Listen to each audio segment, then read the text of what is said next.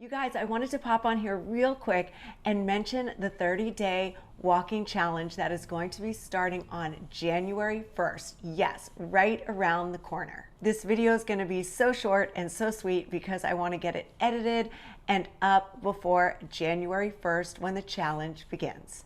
All you have to do is walk 10,000 steps every single day for 30 days. And I don't care how you do it. You can do it on your walking pad, on a treadmill. My favorite place to do it is outside. I like to hit the streets of the city, but however you want to do it, you just have to do it. So this is on top of any workouts that you do. 10,000 steps is not that hard to reach. You can do it in little short bursts throughout the whole day, or you can do it all at once. But since you'll be doing it every single day for 30 days, just mix it up and squeeze in those steps whenever you can. Rain, shine, snow, whatever. If you're wondering why my hair is so frizzy, it's actually still a little wet. I just got back from my walk outside in the rain in New York City. You just have to get it done.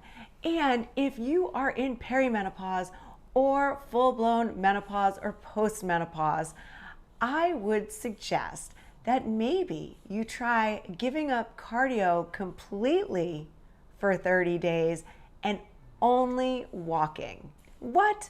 That's crazy. No, it's not. And I'm going to tell you why in just a second. Welcome to Boom 50 Fitness. My name's Regan, and this is your channel for all things health and fitness in your 50s and beyond. Now, why am I telling you to possibly give up your high intensity cardio workouts and just try walking? Because as we get older, we start to lose muscle. And cardio does not send a muscle building signal.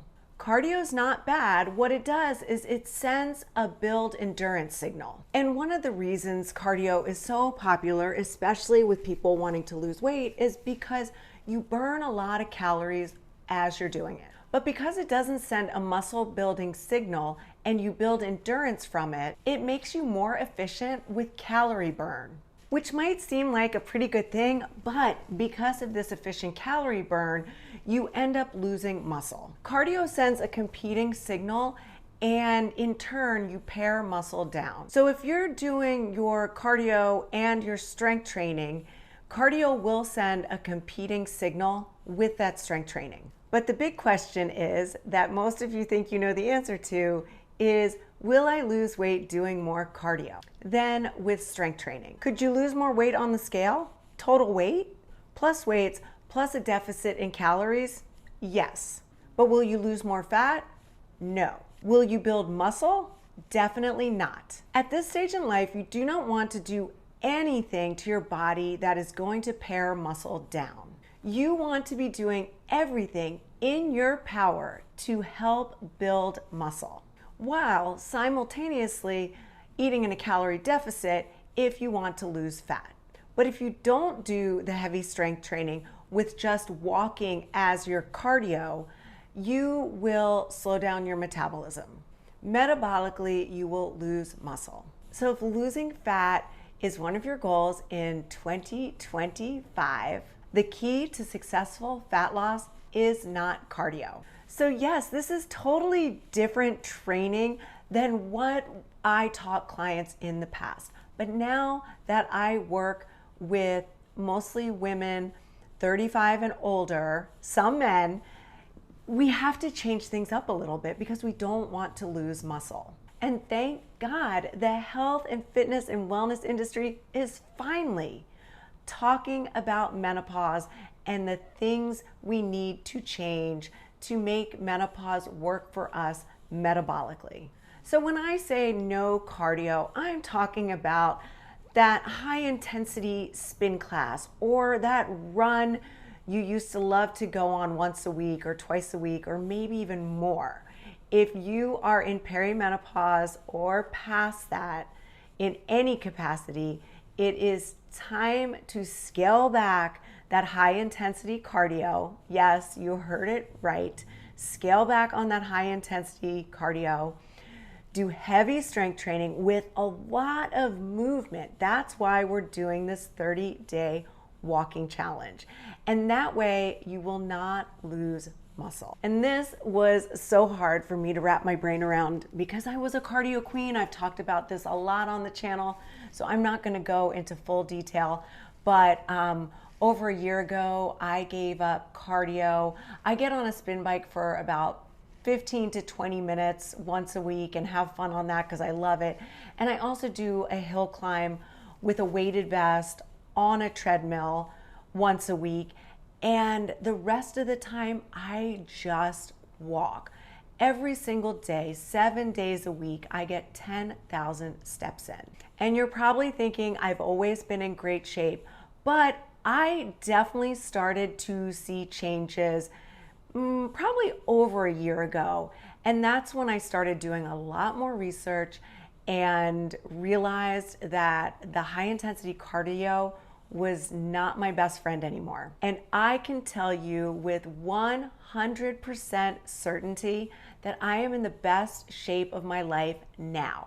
My little belly is completely gone. I'm starting to see the six-pack abs again. And I know it is all from just doing walking as my cardio and the heavy strength training.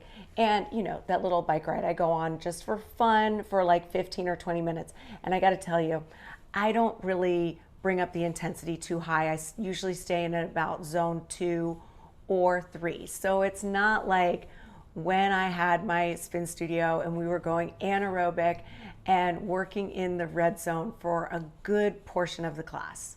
Like many of you listening, I started to see and feel the changes in my body, and I thought, oh man, it is menopause. But it is from doing the wrong things in menopause. We know that in menopause we have pretty extreme hormone fluctuations. And one thing that extreme cardio will do is accentuate those fluctuations even more. So we don't want to do that. So if you're going to do cardio, you've got to do it right. Walking is one of the best ways you can do it where you are not going to lose muscle. So as we get older, we have to stop listening to that mainstream advice that is just, if you want to lose weight, you've got to do more cardio. Okay, I was just editing the video after I uploaded it, and I realized the last quarter of the video had no sound, so my mic died. Oh, and I have a football game playing in the background. Let me turn that off. If you didn't know, I love to watch football. So anyhow, let's see. So I was just talking about scaling back on the cardio, and I think that's really important as we get older because we don't want to pare muscle down. We want to do absolutely everything in our power to keep our muscle. So when I took away the cardio, all I do is my little bike ride for 15 or 20 minutes once a week, which I stay in like zone 2 or 3, which maybe I talked about that earlier. And I do my walk on the treadmill with a weighted vest, and I do a hill climb. Besides that, that's all the cardio I get besides my 10,000 steps every single day.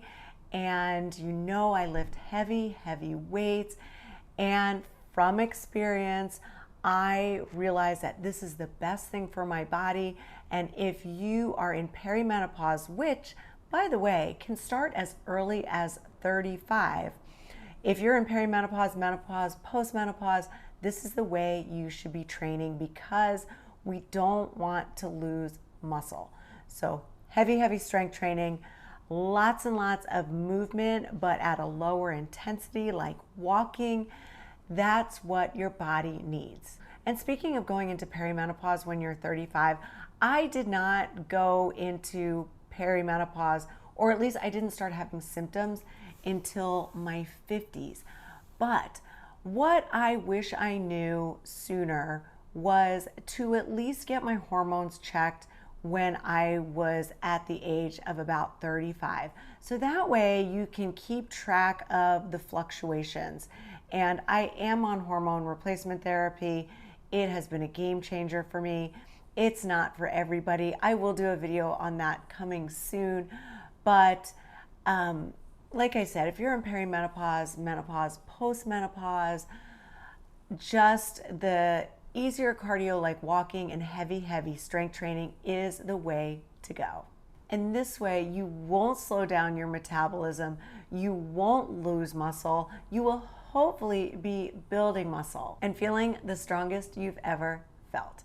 So cheers to 2025. This is going to be a great year. I hope you love this walking challenge. I'm so glad you're on board with this.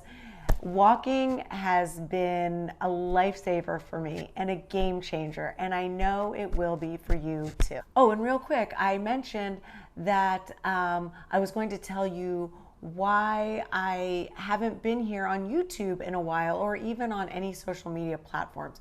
Well, as many of you know, I am in a program for a master's degree in health sciences and nutrition. That's going great, but I'm also doing a nutrition certification, and that just kept getting bumped and bumped off my to-do list. It would be on the bottom of my to-do list, and by the end of the day, I just wasn't getting to it. So I made the commitment to at least read a chapter and take a quiz every single day. And because of that, I had to scale back on the social media. And I'm not completely done. I have a couple more chapters to do. I have the final exam to do. I will let you know as soon as I'm done. But I had to jump back on here because I miss you guys and I wanted to share this challenge with you. And I will get my certification done. But yeah, I just missed you and I wanted to pop on and say hello. So again, I'm so glad you're on board with me for this walking challenge. My name's Regan. This is Boom 50 Fitness, your new BFF. If you have questions about anything at all, leave them in the comments down below. And I can't wait to see you next time. Oh, and I wanted to mention that we will be doing another challenge in February. I am going to do a new challenge every single month. And that month, and each month, it will be about 30 days. Give or take a day or two, depending on that month. So what my hope is for you is that you form habits. Like, I would love for this walking challenge to become a habit because you're gonna love it so much, and then you roll right into February, keeping your 10,000 steps a day, but then adding in the new challenge. And I will have a new challenge for you every single month. January, February, March, April, May, June, July, August, September, October, November, December. You are with me. This is going to be your healthiest year yet, and I'm so glad that I'm here to share this journey with you. Bye guys, Happy New Year. I'll see you next time. I see you, I love you, and I wish you all the best in 2025. I'll see you soon.